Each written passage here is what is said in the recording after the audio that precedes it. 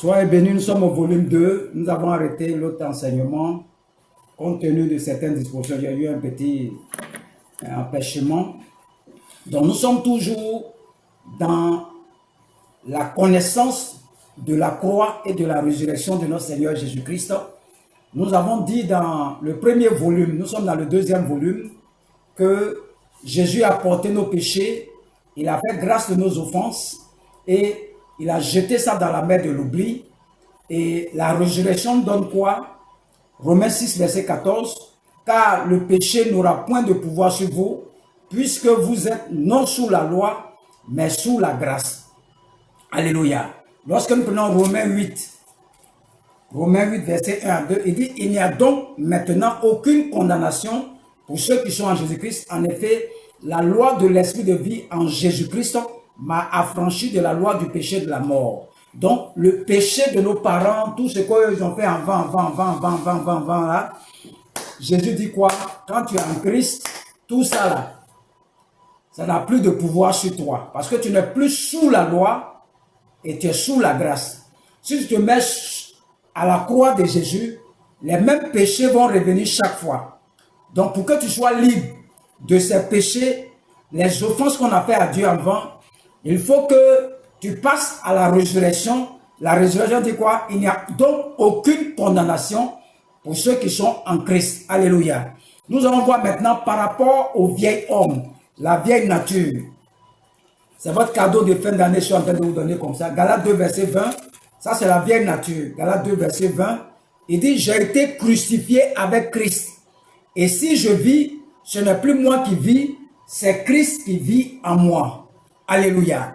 Donc, à la croix là, pendant que Christ était à la croix, toi aussi tu étais avec lui. Tu as été crucifié avec lui. Ton ancienne nature, tu aimais boire avant, tu aimais femme, cette nature là, depuis la croix là, le vieil homme a été crucifié. Donc, c'est une certitude que ta vieille nature là, Jésus a crucifié. Ce n'est pas maintenant que la nature, non, je ne bois plus, c'est moi-même. Non, ça s'est passé à la croix. Il a été crucifié, cette nature qui est en toi. La résurrection donne quoi? Quand Jésus est mort, il ne t'a pas laissé là-bas, il est ressuscité avec toi. Donc, ce n'est plus toi qui vis, mais c'est Christ qui vit en moi. Donc, la croix là, le vieil homme a été crucifié. Il n'est plus là. La résurrection te donne quoi? Une nouvelle vie qu'on appelle Christ en nous, qui a envie d'aller à l'église. Il a envie de soutenir ses frères. Excusez-moi, j'ai fermé la porte. Il a envie de soutenir ses frères. Soutenir ses frères. Ça, c'est une nouvelle vie qui est venue en toi. L'ancienne vie a été crucifiée. Ça, c'est la croix qui crucifie ta vieille nature. La résurrection, c'est une nouvelle vie. Parce que toi, tu es mort. C'est en esprit que ça s'est passé. Maintenant, tu es ressuscité à nouveauté de vie. Donc, ce n'est plus toi qui vis, c'est Christ qui vit en toi. Ça, c'est par rapport au vieil homme. La vieille, on va voir maintenant par rapport au sang de Jésus-Christ. Éphésiens 2, verset 13, 16. Ce sont des révisions qu'on entend, c'est un bonus.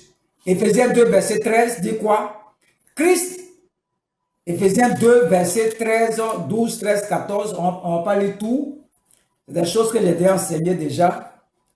Il dit, Éphésiens, il cherche Éphésiens,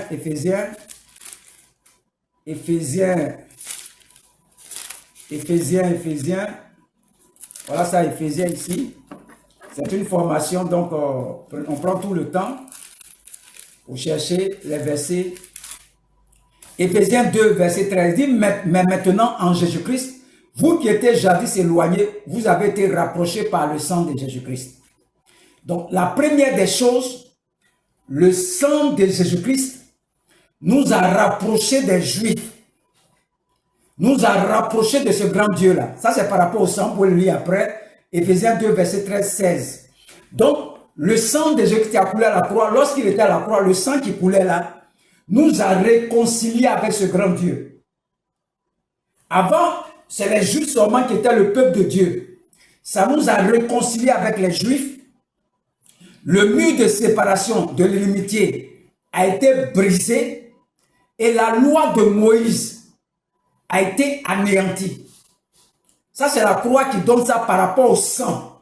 Éphésiens 2, verset 13-16. C'est une certitude, ça doit être une certitude ici, là. Que le sang de Jésus-Christ nous rapproche de ce grand Dieu, là. Ça, c'est la croix qui donne ça. Par rapport à la résurrection, qu'est-ce que le sang nous apporte? Romains 4, verset 25. Romains 4, verset 25. C'est un bonus. Il dit, lequel a été livré pour nos offenses et est ressuscité pour notre justification. Donc, c'est nous qui avons péché. C'est nous qui devons mourir.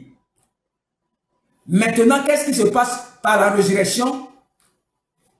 Le fait que Jésus-Christ est ressuscité là, ça nous a justifiés. Parce qu'il a porté ton péché. Et maintenant, il est mort, il est revenu. Et s'il revient, il n'y a plus de condamnation pour ceux qui sont en Christ. Il est notre justification. Nous sommes justifiés. Romains 5, verset 1 dit quoi? Étant donc justifiés par la foi, nous avons la paix avec Dieu par notre Seigneur Jésus-Christ. Le fait que Jésus-Christ est ressuscité, il est apparu là. Il est apparu là. Nous sommes justifiés. C'est le sang qui nous apporte ça. Le sang nous réconcilie au niveau de la croix. Nous réconcilie avec Dieu, avec les Juifs. Anéantir la loi de Moïse.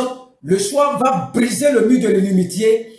Et la résurrection donne quoi par rapport au sang? La résurrection donne ce qu'on appelle la justification. Nous sommes justifiés par l'offrande du corps de Christ. Nous allons aller encore par 1 Pierre 2, les maîtresses maintenant. 1 Pierre 2, verset 24. C'est votre bonus de fin d'année. Je vais t'enseigner tout sur la croix de la résurrection. 1 Pierre 2, verset 24. 1 Pierre 2, verset 24. Ça, c'est par les maîtressures. Il dit, lui par les maîtressures duquel vous avez été guéris. Donc, ce Dieu-là, nous tous, on est en bonne santé. Il n'y a pas de malade chez Dieu. Donc, la résurrection, non, la croix de Jésus par rapport au maîtressures, là, la main, il souffrait, là. Quand tu le vois pleurer, il souffre, il est flagellé, blessé. Qu'est-ce que ça nous apporte, ces maîtressures-là? Ces maîtressures-là nous apportent la guérison, la santé. Ça, c'est ce qui nous apporte. Quand il pleurait à la croix, là, les maîtressures, là, voilà ce que ça nous apporte. La guérison, la santé, ça nous apporte ça. Qu'est-ce que la résurrection nous apporte? Romains 8, verset 11. Romains 8, verset 11 dit quoi? Et si l'esprit de celui qui a ressuscité Jésus d'entre les morts habite en vous, celui qui a ressuscité Christ d'entre les morts rendra aussi la vie à vos corps mortels par son esprit qui habite en vous. Donc quand Jésus-Christ était dans le tombeau, le Saint-Esprit vivifie son corps. Il met la vie dans toutes ses cellules. Toutes ses cellules. Il met la vie dedans. Jésus se lève et sort du tombeau. Parce que le Saint-Esprit est en lui. La vie divine se trouve en lui. Donc, qu'est-ce que la résurrection nous apporte par rapport à notre santé? La résurrection nous apporte la santé divine. La croix nous donne la santé et la résurrection, le Saint-Esprit vient en nous. Il nous vivifie. Ce qui fait qu'aujourd'hui, tu es en bonne santé, tu vis, tu respires. C'est le Saint-Esprit qui te vivifie. Chaque cellule de ton corps, il te vivifie comme ce qu'il a fait Jésus aujourd'hui. Tu as arrêté, tu es en bonne santé. Donc, la croix nous donne la santé, la guérison. Et Jésus te dit, tu peux aller plus loin, avoir la santé divine. Tu n'es pas malade. Tu es assis à l'église pendant que les autres sont malades. On va prier pour avoir la guérison. Toi, tu es assis là, tu n'es jamais malade. Ça, c'est la santé divine. C'est le Saint-Esprit qui fait ça en toi. Ça, c'est la résurrection qui t'apporte ça. La santé divine. Et l'autre, il te donne la guérison, la santé. C'est-à-dire, des deux côtés, tu ne perds pas. La croix te donne la santé, la guérison. Et la résurrection te donne la santé divine. Ah, moi, je ne suis pas malade. Je ne suis pas malade. C'est le Saint-Esprit qui fait ça en moi. Il vivifie mon corps comme ce qu'il a fait à Jésus dans le tombeau. pas malade. Ça, c'est par rapport au maître sûr. Par rapport, on va voir maintenant Galates. Par rapport à la malédiction. Ceux qui disent non, je suis maudit, notre famille on est maudit. Qu'est-ce que Jésus-Christ dit?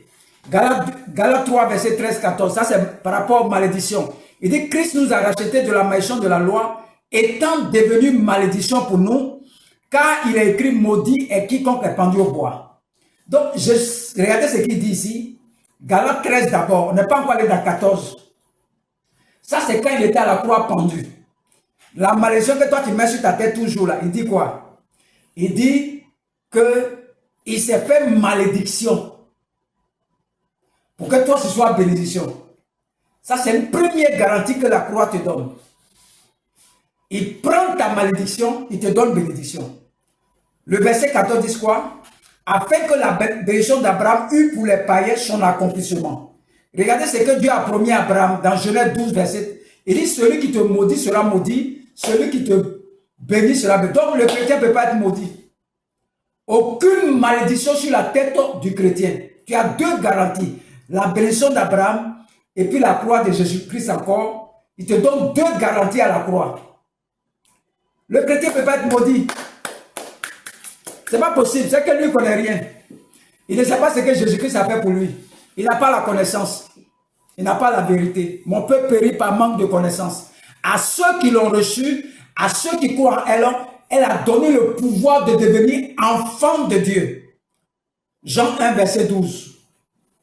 À ceux qui croient en ce qu'on a enseigné là, cette connaissance, cette vérité que tu es en train d'écouter là, ça produit dans ton cœur un pouvoir qui te rend libre. Je vais t'enseigner encore, tu vas voir pourquoi Dieu. Plein de choses aujourd'hui. C'est un cadeau de l'année.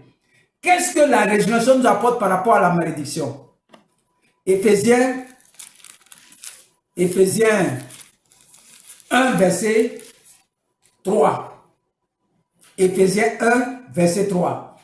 Déjà, la croix nous a déjà garanti qu'on ne peut pas nous maudire. On va voir la résurrection, qu'est-ce que ça nous donne? Il dit, béni soit Dieu le Père de notre Seigneur Jésus-Christ, qui nous a bénis de toutes sortes de bénédictions spirituelles dans les lieux célestes en Christ. Tout ce qui est bénédiction appartient à Dieu là. Il fait de toi son héritier. Voilà pourquoi les gens courent derrière bénédiction là. Parce qu'ils savent que ce n'est pas normal ce qu'ils vivent là.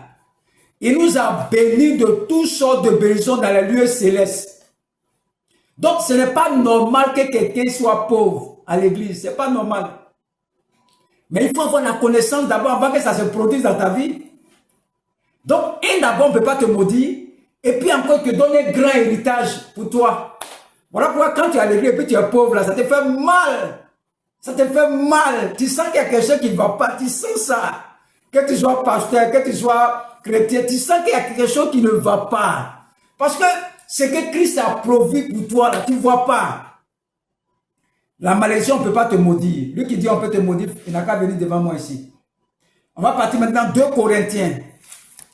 C'est un bonus que je suis en train de faire, c'est un cadeau de fin d'année. 2 Corinthiens 8, verset 9. 2 Corinthiens 8, verset 9, il dit, car vous connaissez la grâce de notre Seigneur Jésus-Christ, qui pour vous s'est fait pauvre, des riches qu'il était, afin que par sa pauvreté, vous fussiez enrichis. Donc, lui-même te dit ici, par rapport à la pauvreté, là, lui, il s'est fait riche. Tu crois en ce que le monde te dit ou bien tu crois en ce que Jésus te dit? Il s'est fait pauvre pour toi, pour que tu sois riche. Notre richesse, c'est Jésus-Christ. C'est tout, c'est ce que la croix te donne. Qu'est-ce que la résurrection nous donne? Galates 4, verset 6-7. Galates 4, c'est un bonus. 6-7. Et parce que vous êtes fils de Dieu, Dieu a envoyé dans nos cœurs l'esprit de son Fils, lequel crie à Abba Père. Ainsi, tu n'es plus esclave, mais fils. Et si tu es fils, tu es aussi héritier par la grâce de Dieu. Tout ce qu'on appelle richesse de Dieu que tu connais là, on dit tu es héritier. Si tu veux, il faut accepter ça. Galates 3, verset 29. Galates 3, verset 29 dit, et si vous êtes à Christ, vous êtes donc de la postérité d'Abraham, héritier selon la promesse. Tout ce qui appartient à Dieu, ça appartient aux chrétiens. Voilà pourquoi les prophètes là, on les traite de sorciers. Tout ce qu'ils font là, c'est selon la parole. On dit ils sont sorciers. Non, les prophètes ne sont pas sorciers. Tout ce que vous voyez, que ce soit le bishop Ouattara, que j'aime beaucoup, le prophète Joël Tatou Francis, ce sont des pères. Tous ces prophètes que vous voyez là, les prophètes là, ils connaissent ces paroles, c'est ça ils mettent en pratique. Et on dit ils sont allés faire médicaments. Il dit, tout ce qui appartient à Dieu, que ce soit guérison, santé, l'argent, tout ce qui appartient à Dieu là, tu es héritier. Et on dit qu'ils parlent de bénédiction dans les églises. Non, ils ont compris quelque chose dans la parole que d'autres n'ont pas compris. D'autres, ils sont sorciers, ils ne sont pas sorciers. Tout ce qui appartient à Dieu, la connaissance, tout ce que tu connais, tout ce qui est pour Dieu là, on dit que tu es héritier. Ça dépend de toi. Ceux qui ont compris, ils ont élargi leur esprit là, c'est eux qui vont manger.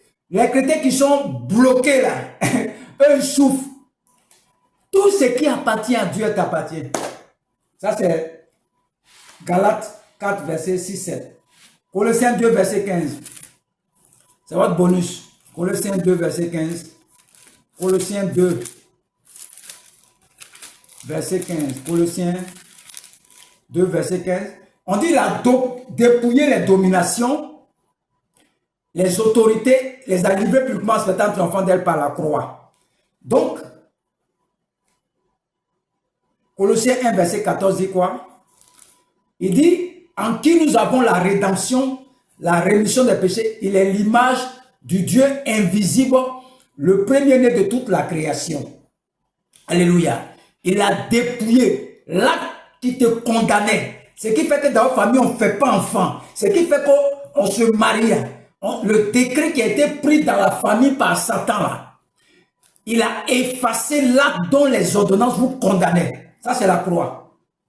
Qu'est-ce que la résurrection donne? 1 Jean, excusez-moi, 1 Jean 4. Allons voir 1 Jean 4. 1 Jean 4, verset 4. Vous, petits enfants, vous êtes de Dieu et vous les avez vaincus parce que celui qui est en vous est plus puissant que celui qui est dans le monde. Maintenant, lui-même vient habiter en toi. Ça, c'est la résurrection. Qu'est-ce qu'il fait à la croix? Le décret là, qui vous a condamné dans la famille là, il va clouer ça à la croix. Il ne s'arrête pas là. S'il reste là, Satan peut soulever le même décret là encore venir devant toi. Il va aller à la résurrection maintenant. Il dit maintenant j'habite en toi. Je vais voir celui qui va venir décret là encore. Le chrétien qui croit en ces décrets sataniques là, c'est le chrétien qui ne sait pas que Dieu habite en lui. Le but de tout ce que tu crois là, c'est que Dieu fasse de toi son temple. Le temple du Saint-Esprit. Donc, le grand Dieu du ciel et de la terre est venu habiter en toi. Ça, c'est ton cadeau de fin d'année. Tout le travail, c'est pour venir habiter en toi. Voilà, c'est tout le travail de la croix et de la résurrection. Donc, maintenant, ton corps là est le temple du Saint-Esprit. N'attristez pas l'Esprit de Dieu qui est en vous. Il habite en toi. Tant que tu n'acceptes pas ça là, tu retournes toujours avant la croix. Le jour où tu vas accepter que Dieu habite en toi là, ta vie a changé. Ta vie a changé. Ta vie a changé. Dieu habite en toi. Voici le cadeau de fin d'année. Accepte seulement aujourd'hui Christ. Cette vérité-là, à ceux qui ont reçu ça, à ceux qui croient en ça, là, elle te donne le pouvoir. Si tu crois qu'il est en toi, là, ça te donne de l'assurance, ça te donne de la foi, ça te donne la santé divine, ça te donne la guérison, ça te donne la restauration. Tu as la victoire sur tout ce qui est dans le monde quand tu crois que Dieu habite en toi.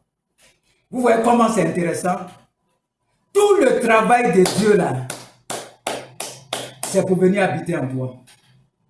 C'est pour venir habiter en toi, c'est pour venir habiter en toi. la croix et la résurrection, tant que tu ne crois pas en ça, là, tu vas te puiser, te fatiguer. Tu vas te puiser tant que tu n'acceptes pas ce que tu vas t'enseigner là. On dit vous allez connaître la vérité.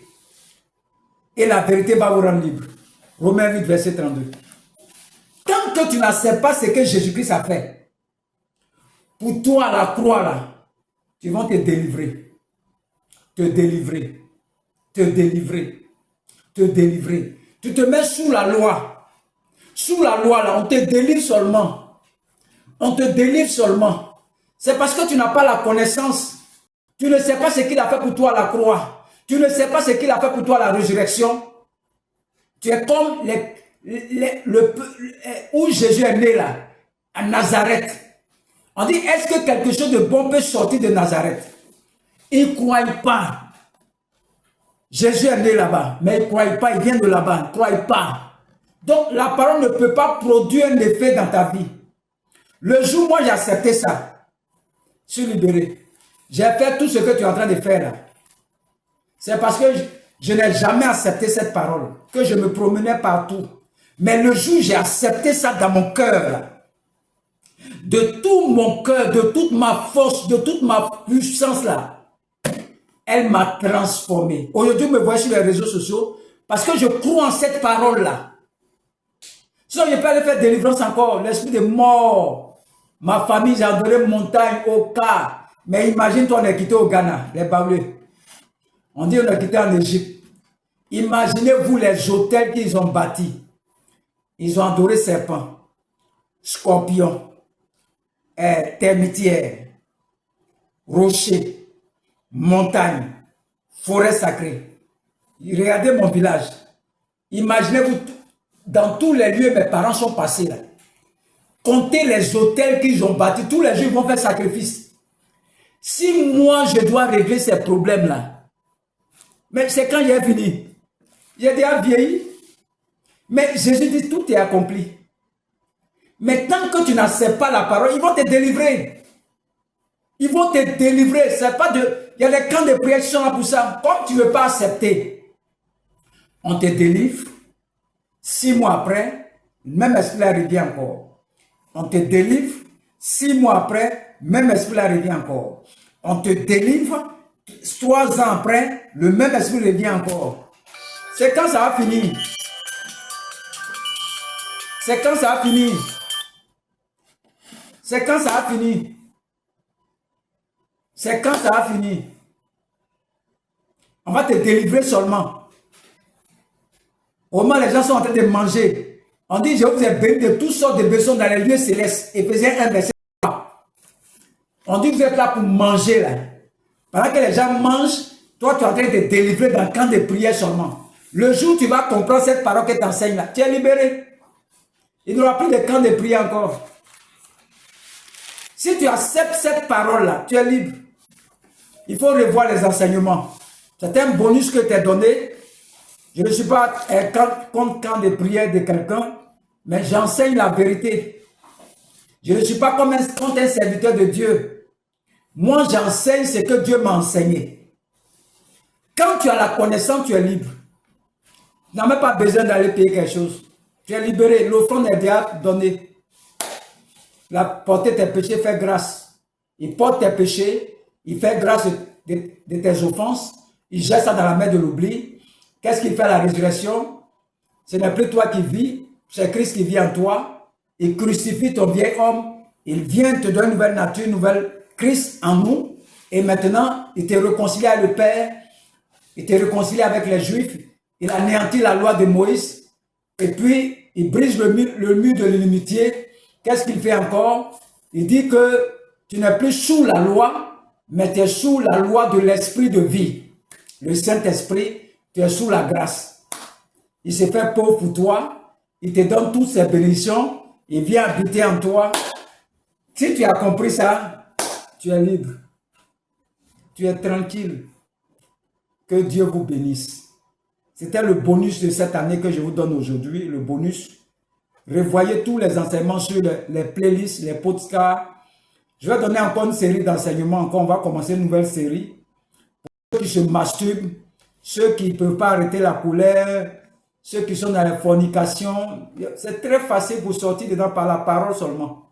Tout est dans la parole. Si on t'a expliqué que tu acceptes, tu es libéré. Tout est dans la parole. La parole délivre les gens.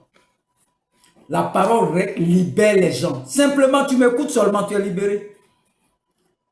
Quand j'ai rentré dans ceux qui se masturbent là, c'est facile même pour arrêter. Facile. Que Dieu vous bénisse. Au nom de Jésus-Christ. Amen.